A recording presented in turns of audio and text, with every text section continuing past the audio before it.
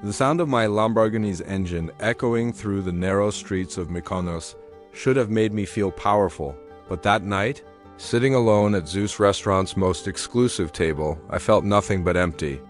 The waiter had just placed a crystal glass of Dom Perignon 2010 in front of me, worth more than most people make in a month, and I was about to make a decision that would change everything I thought I knew about myself. You know that feeling when you have everything money can buy, but you're still searching for something you can't name? That was me, Aristides Theopoulos, 35 years old, worth over 2 billion euros, and lonelier than a man should ever be. The Mediterranean breeze carried the scent of jasmine and sea salt through the restaurant's open terraces, mixing with the aroma of grilled octopus and fresh herbs that reminded me of something I'd buried deep in my memory. I watched the young waiter, probably in his late 20s, moving between tables with the kind of grace that comes from years of hard work. His hands were calloused, I noticed, not soft like mine had become since I'd made my fortune in maritime technology. There was something about him that reminded me of myself, but from a life I'd tried to forget. "Excuse me," I called to him, my voice carrying that tone of authority that money teaches you. "What's your name?" He approached my table with cautious respect, the way service staff do when they recognize expensive clothes and watches. "Demetrios." "Sir, Demetrios Cavalaris. Is everything satisfactory with your meal?" "Demetrios," I repeated, the Greek name rolling off my tongue like a prayer. "Tell me, how long have you been working here?" 3 years, sir, since I moved to Mykonos from ... He paused, studying my face with an intensity that made me uncomfortable. "From the mainland." I leaned back in my chair, the leather creaking softly.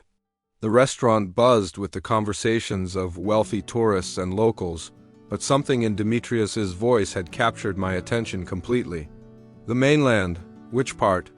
"A small coastal village, sir. You probably wouldn't know." There was something in his eyes, a flicker of recognition that I couldn't place. I pulled out my wallet. The same custom Hermes piece that had been featured in Forbes when they wrote about my success story. But instead of leaving my usual generous tip, I did something I'd never done before. I pulled out a check and wrote 1 million euros on it. Yes, you heard that right. 1 million euros. As a tip. "Demetrios," I said, holding the check toward him. "I want you to have this." The restaurant seemed to quiet around us. Other diners had noticed the exchange, whispers starting at nearby tables. Demetrios stared at the check, his face pale in. "The golden light of the lanterns hanging above us, ... sir, I can't accept this." "Of course you can, it's just money." I pushed the check closer to him. "Take it, buy yourself a house, start a business, whatever you want." But Demetrios stepped back, his hands behind his back like a child refusing candy. "No, sir, I'm sorry, but I can't." "Have you ever been refused when you were trying to be generous?" The feeling is more crushing than you'd expect. Here I was offering this young man financial freedom, and he was rejecting it. My face flushed with embarrassment and confusion. "Why not?" I demanded, my voice louder than I'd intended. "Do you know how much money this is?" "I know exactly how much it is, Mr. Theopoulos," Demetrios said quietly, and the way he said my name made my blood run cold. "But some things aren't for sale." He knew my name. I hadn't told him my name. The realization hit me like a wave against the cliffs of my childhood village, a place I hadn't thought about in years. "How do you know who I am?" Demetrios looked around the restaurant, then back at me. "Please excuse me for a moment, sir. I'll be right back." He disappeared into the kitchen, leaving me sitting there with a 1 million euro check in my hand and questions burning in my mind. The other diners were still watching, some taking pictures with their phones. I was used to attention, but this felt different. This felt personal. 2 minutes. That's all the time that passed, but it felt like an eternity. When Demetrios returned, he wasn't carrying a tray or more wine. In his hand was something small, something old, something that made my heart stop beating for a moment. It was a key. An old, rusted iron key, the kind they used to make for traditional Greek houses decades ago. The kind I remembered from my childhood, from a life I'd spent 17 years trying to forget. "This belongs to you," Demetrios said, placing the key. On the white tablecloth next to my untouched meal, my hands were shaking as I picked it up. The metal was warm, as if someone had been holding it for a long time. I knew this key. I knew it like I knew the sound of my own heartbeat, because I'd touched it 1,000 times as a child, watching my grandmother Eleni use it to open the front door of our little house by the sea. Where did you get this? My voice was barely a whisper. From someone who's been waiting for you to come home, Demetrios said, and now I could see tears in his eyes. Someone who never stopped believing you'd remember where you came from. The restaurant around us faded away. The laughter, the clinking of glasses, the soft Greek music playing in the background, all of it disappeared. All I could see was this key, this impossible key that shouldn't exist, that should have been lost when I burned every bridge behind me 17 years ago. That's impossible, I said, but my voice cracked on the words. She's dead. She died 10 years ago, and I wasn't there? I know, Demetrios said gently, but she left instructions. She said that one day, the grandson she raised would remember what really mattered, and when that day came, someone would need to give him this key. You've probably never had your entire world collapse and rebuild itself in the span of 30 seconds. But that's what happened to me in that moment. The smell of jasmine became the smell of my grandmother's garden. The sound of the sea became the sound of waves crashing against the rocks where my father used to dock his fishing boat. The taste of wine in my mouth became the taste of the simple. Meals Eleni used to cook for us when we had nothing but love to fill our bellies. Who are you? I asked Demetrios, though part of me already knew the answer would destroy what was left of my carefully constructed life. I'm Marina's son, he said, and the name hit me like a physical blow. My mother is Marina Petridou. She said you might remember her, Marina. Sweet, beautiful Marina with the dark eyes and the laugh that sounded like music. Marina who used to meet me at the old lighthouse every evening when we were teenagers. Marina who held my hand the night before I left for Athens, promising to wait for me. Marina who I abandoned without explanation because I was ashamed of where I came from and afraid that my poverty would drag her down with me. Marina, I repeated, the name foreign on my lips after so many years of silence. How is she? She's well, Demetrios said, though something in his expression suggested there was more to the story. She's a nurse now at the clinic in Pyrgos. She never married. He paused, studying my face. She said to tell you that some promises don't have expiration dates. The weight of 17 years crashed down on me. 17 years of building an empire, of accumulating wealth, of convincing myself that I was better than the simple life I'd left behind. 17 years of ignoring the letters that came from home, of changing my phone number, of burying Aristides, the fisherman's grandson, so deep that sometimes I forgot he ever existed. Why now? I asked. Why tonight? Because tonight you offered a stranger €1,000,000 like it was nothing, Demetrios said. And my mother said that when you started giving money away to ease your conscience, it would mean you were finally ready to come home. I looked down at the check still lying on the table, the €1,000,000 that had seemed so important a few minutes ago. Now it looked like what it was, a piece of paper, numbers on a page, a pathetic attempt to buy meaning for a meaningless life. She's been watching me? She's been waiting for you, Demetrios corrected. There's a difference. I stood up from the table, my legs unsteady. The other diners were still watching, but I didn't care anymore. I picked up the key and held it so tightly that its edges bit into my palm. I need to see her, I said. I know, Demetrios replied. But first, you need to see where you came from. She said you wouldn't understand until you went back to the house? The house, Eleni's house? The place where I'd learned to read by candlelight because we couldn't always afford electricity. The place where I dreamed of becoming rich and important, never imagining that achieving those dreams would cost me everything that mattered. Is it still there? It's still there, Demetrios confirmed, but it's not the same. Nothing stays the same when it's not loved. I left the restaurant that night without finishing my meal, without taking the €1,000,000 check, without even paying the bill. Demetrios said it was taken care of, that some debts run deeper than money. I drove my Lamborghini through the winding streets of Mykonos, but instead of heading to my penthouse overlooking the harbor, I found myself at the marina, staring at the boats bobbing in the moonlight. Do you ever wonder what your life would have been like if you'd made different choices? Standing there on the dock, holding that rusty key, I couldn't stop thinking about all the paths I hadn't taken. I'd spent so many years running from my past that I'd forgotten there might be something worth running to. I called my assistant Helena, waking her up at midnight. "Cancel everything for the next week?" I told her. "Everything?" She sounded confused. "But you have the board meeting on Thursday, and the investors' dinner on Friday, and—" "Cancel it all," I repeated. "I'm going home." "Home? But sir, you are home. You're in Mykonos?" "No," I said, looking out at the dark water that stretched toward the mainland. "I'm going home."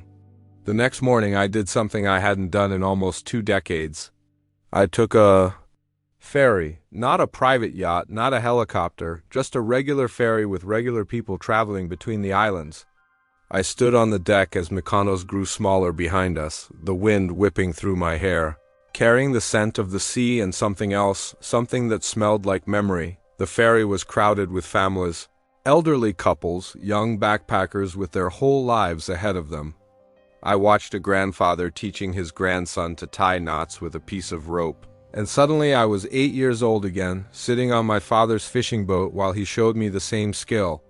The secret, Yanis Theopoulos had told me, his weathered hands guiding mine, is to trust the rope. It wants to hold, you just have to show it how. My father had died when I was 12, lost in a storm that came out of nowhere on what should have been a calm night. The Coast Guard found his boat 3 days later, empty except for a single photograph of our family tucked into a waterproof pouch. That photograph had been the only thing I'd taken with me when I left for Athens at 80, and I'd thrown it away the day I made my first million, convinced that forgetting the past was the price of success. As the ferry approached the mainland, I could see the coastline where I'd grown up. The small white houses climbing up the hillsides, the ancient olive groves, the lighthouse where Marina and I used to meet. It looked exactly the same and completely different, like looking at a photograph of yourself as a child. Have you ever returned to a place you thought you'd never see again? The emotions that hit you aren't what you expect. I'd prepared myself for nostalgia, maybe some sadness. I hadn't prepared for the rage at myself for staying away so long. Rage at the 18-year-old boy who'd been so ashamed of his home that he'd pretended it didn't exist. Rage at the man I'd become, who had everything and nothing at the same time. I rented a car at the port, a simple sedan that felt strange after years of luxury vehicles. The roads to Pyrgos were exactly as I remembered them, narrow, winding, carved into cliffs that dropped straight down to the sea. Every turn brought back another memory, another piece of the life I'd tried to erase. There was the taverna where Eleni used to take me for my birthday, where old Kostas would sing traditional songs and give me free baklava because I was the best boy in the village. There was the school where I'd been the smartest student anyone had ever seen, the one everyone said would go places. There was the church where I'd been baptized, where my parents were married, where my father's funeral had been held on a gray day that felt like the end of the world. And then, finally, there was the house. I stopped the car at the end of the lane, unable to drive any closer. Eleni's house, my house, our house, sat at the top of a small hill overlooking the sea, just as it always had. But Demetrios had been right. It wasn't the same. The blue paint on the shutters had faded to gray. The garden where Eleni had grown herbs and vegetables was overgrown with weeds. The little stone wall where I used to sit and watch the sunset had crumbled in places. The house looked tired, forgotten, like an old man sitting alone on a bench with no one to talk to, but someone had been taking care of it. The roof was intact, the windows were clean, and there were fresh flowers on the doorstep. Roses, Eleni's favorite. I walked up the path slowly, my heart pounding like I was climbing Mount Olympus instead of a small hill. Every step brought back another memory. Here was where I'd fallen and skinned my knee when I was 7. and Eleni had carried me inside and bandaged it while singing a lullaby. Here was where I'd stood on my 18th birthday, suitcase in hand, while she begged me not to leave. "You'll forget us?" she'd said, tears streaming down her weathered face. "You'll become someone else and you'll forget where you came from." "I'll never forget," I'd promised. How could I forget? But I had forgotten or tried to.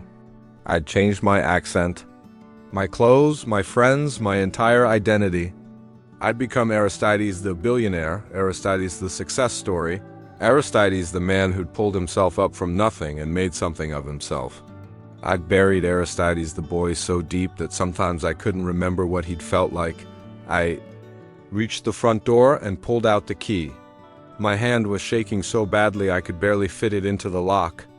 But when I turned it, the door opened with the same soft creak it had always made. And suddenly I was home. The house smelled like lemon oil and lavender, exactly the way Eleni had kept it. The furniture was covered with white sheets, but I could see the shapes of familiar things underneath. The kitchen table where we'd eaten every meal together. The rocking chair where she'd sat every evening, mending clothes and telling me stories about the old days. The photograph on the mantel of my parents on their wedding day, young and hopeful and unaware of what was coming, but there were new things too. On the kitchen counter there was a folder thick with papers. When I opened it, I found letters. Dozens of them, maybe hundreds, all addressed to me in Eleni's careful handwriting. Letters I'd never received because I'd been too proud to leave. A forwarding address when I moved. I sat down at the kitchen table and opened the first one, dated just a month after I'd left home. "My dearest Aristides," it began. "I hope this letter finds you well and happy in Athens. The house is so quiet without you. Even the sea sounds lonelier when there's no one to share it with. I've been keeping your room exactly as you left it, just in case you decide to visit. Kostas asks about you every day. He misses having someone to argue with about the best way to catch octopus." The letter went on for 3 pages, full of news about neighbors, changes in the village, and small moments that Eleni thought I might want to know about. It ended the same way they all did. "Come home when you can, my boy. There will always be a place for you here." I opened another letter, this one from 2 years later. "My dearest Aristides, I saw in the newspaper that you've started a business. I'm so proud of you, even though I don't understand what maritime technology solutions means. Kostas says it probably has something to do with boats, and since you grew up around boats, that makes sense. I hope you're eating enough. I worry that you're too busy to take care of yourself properly." Another letter from 5 years after. I'd left. "My dearest Aristides, Marina came to visit today. She's studying nursing now, did you know? She's going to help people, just like you always said she would. She asked about you, and I told her that you're doing well in the big city. She didn't say anything, but I could see in her eyes that she still thinks about you. Some hearts don't learn how to forget, no matter how much time passes."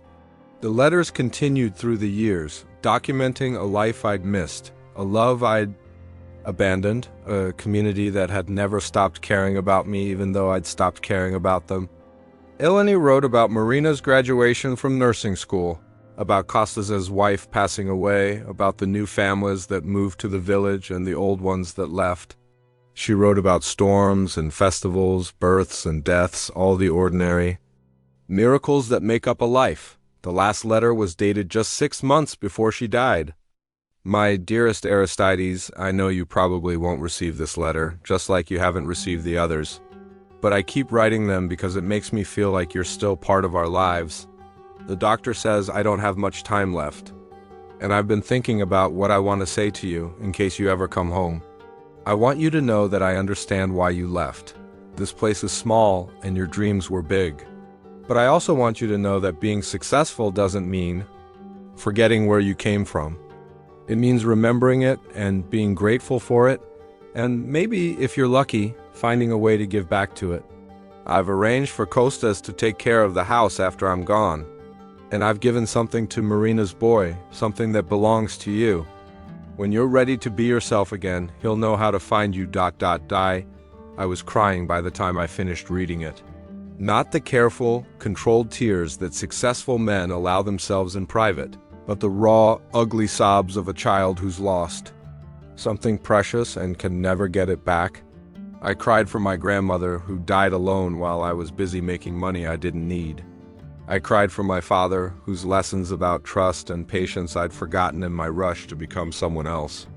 I cried for Marina, who'd waited for a man who'd been too much of a coward to deserve her. And I cried for myself, for the boy I'd murdered in the name of success. She knew you'd come back. I looked up to see an old man standing in the doorway, his face weathered by decades of sun and salt air. It took me a moment to recognize him. Kostas? Hello, Aristides.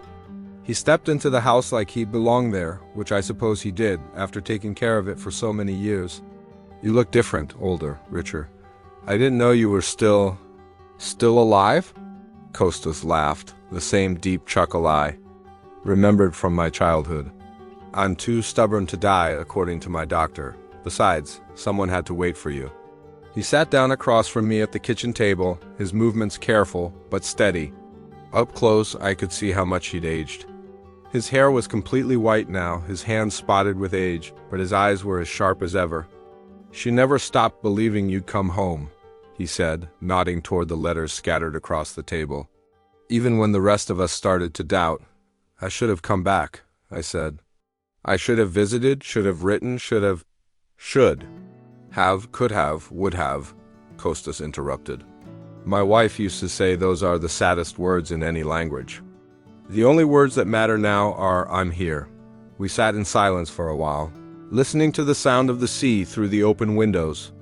It was the same sound I'd fallen asleep to every night as a child, the same rhythm that had shaped my dreams and my nightmares. Tell me about Marina, I said finally. Kostas studied my face for a long moment before answering. What do you want to know? Everything, anything. I don't even know where to start. Start with this, Kostas said, pulling a photograph from his pocket. This was taken last month at the village festival.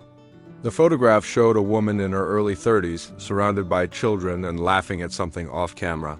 She had dark hair pulled back in a simple ponytail, kind eyes, and a smile that hit me like a punch to the chest.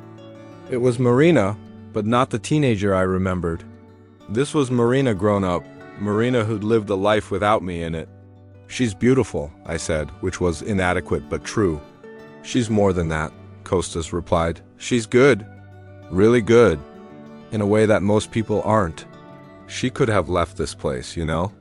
Had offers to work in Athens and Thessaloniki, even in America, but she stayed. Said someone had to take care of the people here. And Dimitrios? He's a good boy. Smart like his mother, strong like... Kostas paused, giving me a meaningful look. Well, strong like someone. The implication hit me like a cold wave. Kostas, how old is Dimitrios? 28, he said quietly. Born 9 months after you left for Athens. The world tilted sideways. I gripped the edge of the table, trying to process what he was telling me. Are you saying? I'm not saying. Anything, Kostas said firmly. That's a conversation you need to have with Marina. 28 years old, born 9 months after I left. The math was simple and devastating. I thought about Dimitrios at the restaurant, the way he'd looked at me, the familiarity in his movements, the reason he'd known so much about my past. I thought about Marina never marrying, about promises without expiration dates, about a secret that could change everything. Where is she? I asked. At the clinic? She works the evening shift. Kostas stood up slowly. But Aristides, before you go charging over there like a young bull, you need to understand something. She didn't tell you about the boy because she didn't want your money. She didn't want you to come back out of obligation. If you're going to see her, it has to be because you want to, not because you think you should.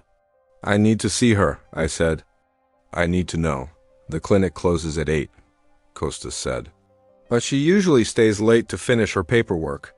If you're going to do this, do it right. And Aristides? He paused at the door. Remember that some things can't be bought. Some things can only be earned. After Kostas left, I sat alone in my grandmother's house as the sun began to set over the sea. The light coming through the windows was golden and soft, the same light I'd watched every evening as a child. For the first time in 17 years, I felt like I was exactly where I was supposed to be, but I also knew that coming home was only the first step. The hardest part was still ahead of me. I drove to the clinic as the last light faded from the sky. It was a small building near the center of the village, with a blue sign that read Pyrgos Medical Center in both Greek and English.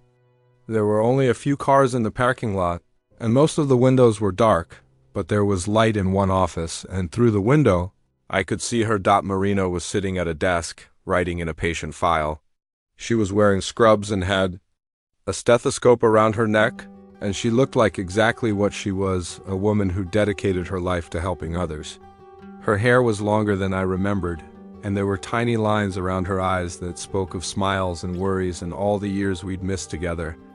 I stood outside that window for 10 minutes, trying to work up the courage to knock on the door. What do you say to someone you loved and abandoned?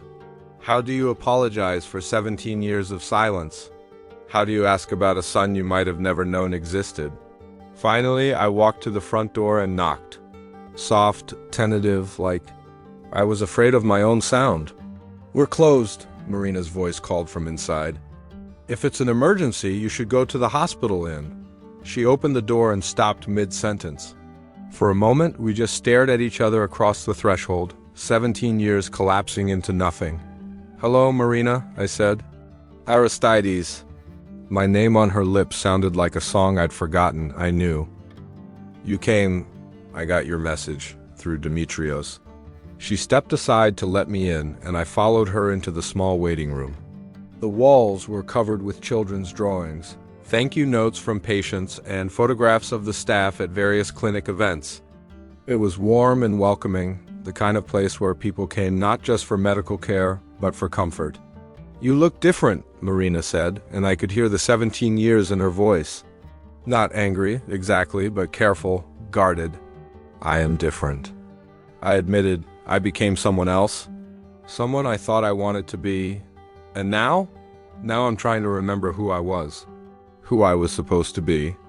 We sat down in 2 chairs across from each other, the same distance we'd maintained as teenagers when we were trying to be proper in front of adults. But we weren't teenagers anymore, and the space between us felt vast. "Demetrios looks like you," I said. Marina's face didn't change, but I saw her hands tighten in her lap. "People say that." "Marina, I need to ask you something, and I need you to tell me the truth." "I've never lied to you, Aristides, even when the truth hurt." I took a deep breath. "Is Demetrios my son?" For a long moment, Marina didn't answer. She looked at her hands, at the floor, at the photographs on the walls, anywhere but at me. When she finally spoke, her voice was so quiet I almost didn't hear her. "Yes," the single word hit me like a physical blow. I'd suspected it, prepared for it, but hearing it confirmed was still devastating. I had a son. A 28-year-old son who'd grown up without a father, who'd become a man while I was becoming rich, who'd looked me in the eye 3 days ago and hadn't said a word. "Why didn't you tell me?" I asked. "When?" Marina's voice was stronger now, with an edge of the anger she'd been hiding. "When you left without saying goodbye? When you changed your phone number? When you returned my letters unopened?" "When exactly? Was I supposed to tell you? You could have found me. I wasn't hiding, weren't you?" Marina stood up and walked to the window, looking out at the dark village beyond. "You became a different person, Aristides? You had a different name, different friends, a different life. The man I loved, the boy who used to meet me at the lighthouse, who promised he'd never forget where he came from, that person disappeared. In his place was some billionaire who apparently thought he was too good for his old life. That's not true, isn't it?" She turned back to face me. "When was the last time you thought about this place, about the people who raised you? About me?" I wanted to tell her that I thought about her every day, but it would have been a lie. The truth was that I'd worked very hard not to think about her, or this place, or the life I'd left behind. The truth was that I'd convinced myself that forgetting was a form of success. "I was afraid," I said finally. "Of what? Of not being good? Enough of this place holding me back. Of you seeing that I was just a poor fisherman's grandson pretending to be something more. Marina laughed, but there was no humor in it. Do you know what I was afraid of, Aristides? I was afraid of raising a child alone. I was afraid of telling that child that his father was somewhere in the world, getting rich and famous, but didn't care enough to call. I was afraid of explaining why the man I loved thought his own family wasn't worth remembering. Her words cut deeper than any physical pain I'd ever experienced. Marina, I named him Demetrios after your father, she continued. I thought maybe if you ever came back, you'd appreciate that. I thought maybe you'd want to know that I'd honored your family, even after you'd dishonored it yourself. You're right, I said. About all of it, I was a coward. I was selfish. I was everything you're saying and worse. Then why are you here now? It was a fair question, and I owed her an honest answer. Because 3 days ago, your son offered me a chance to remember who I used to be. And when I held that key in my hands, when I read my grandmother's letters, when I saw this place again, I realized that I've been living someone else's life for 17 years. I realized that everything I thought was important was just noise, and everything I thought was behind me was actually ahead of me, waiting for me to be brave enough to claim it. Marina studied my face for a long moment. And what exactly do? You want to claim Aristides? I want to know my son, I said. I want to make amends for the time I've lost. I want to see if there's any chance that the girl who used to love me might still exist somewhere in the woman you've become. That girl waited for you for 5 years, Marina said softly. She made excuses for your silence, defended your choices to everyone who questioned them, kept a photograph of you next to her bed even after she started showing. That girl believed in promises and forever and love conquering all. And now? Now, she's a woman who learned that some promises are easier to make than to keep. A woman who raised a child by herself, who built a life by herself, who learned to be complete by herself. Marina paused. But she's also a woman who never quite learned how to stop hoping. The last sentence hung in the air between us like a bridge waiting to be crossed. I stood up and took a step toward her, then stopped.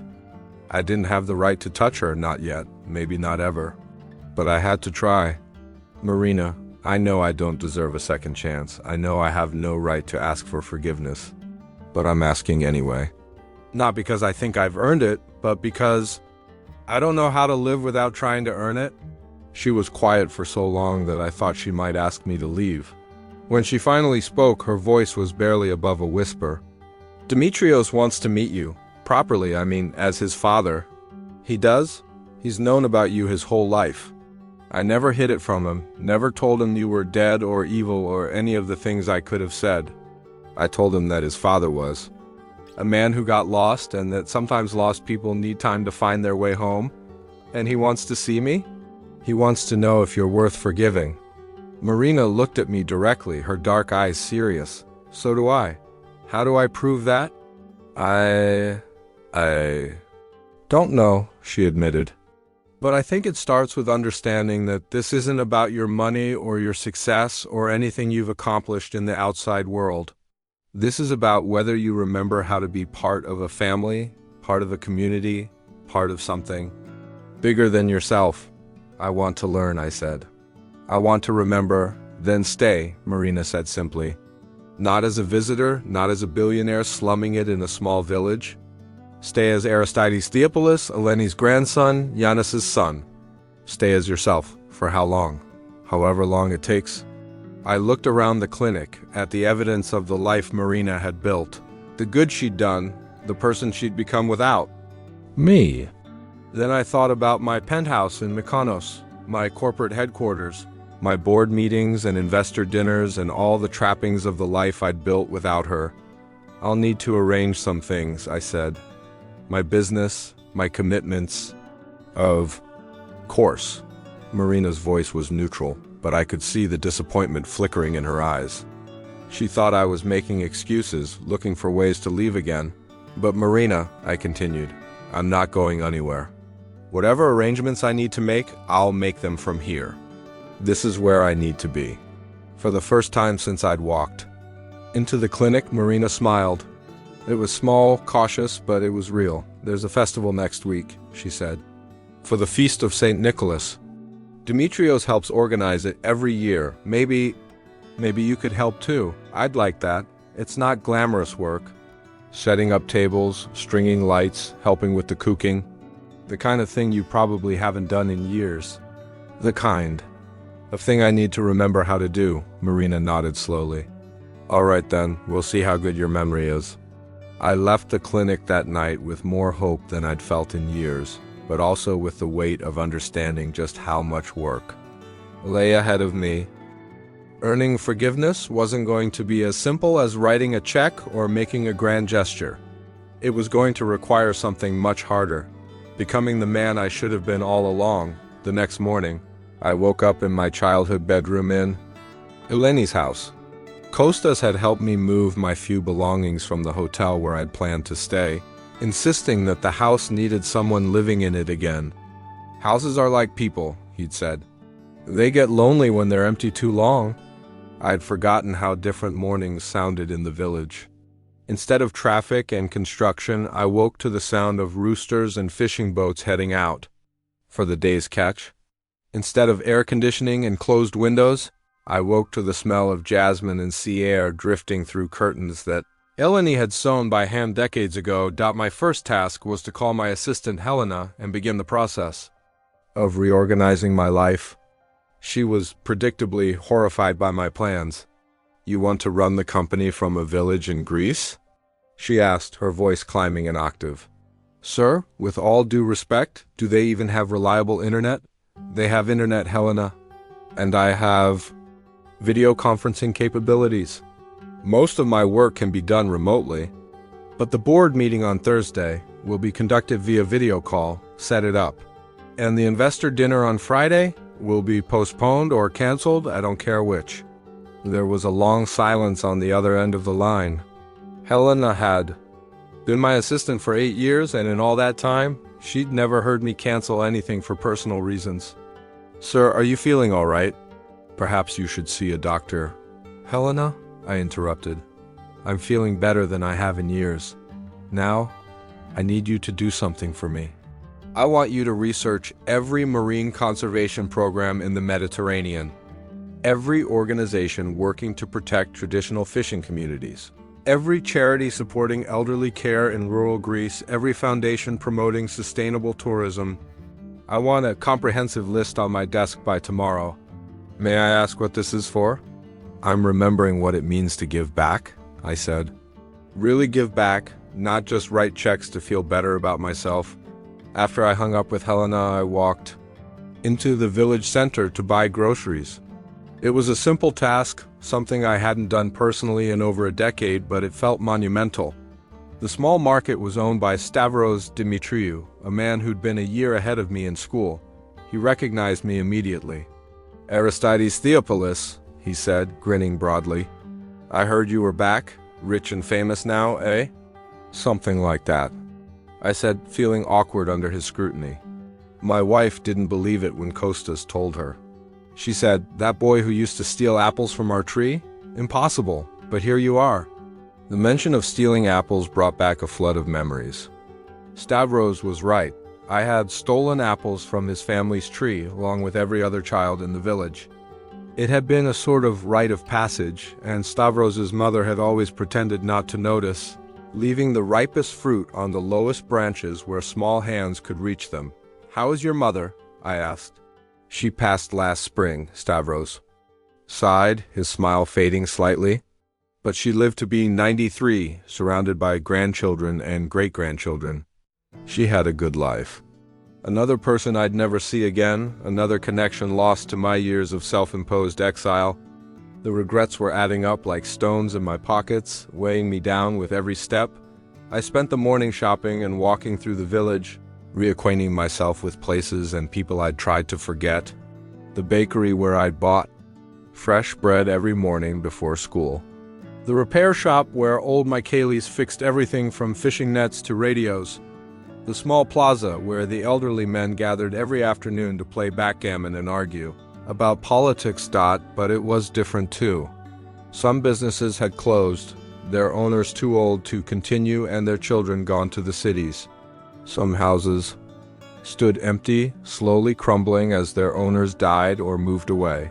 The village was smaller than I remembered, older, quieter.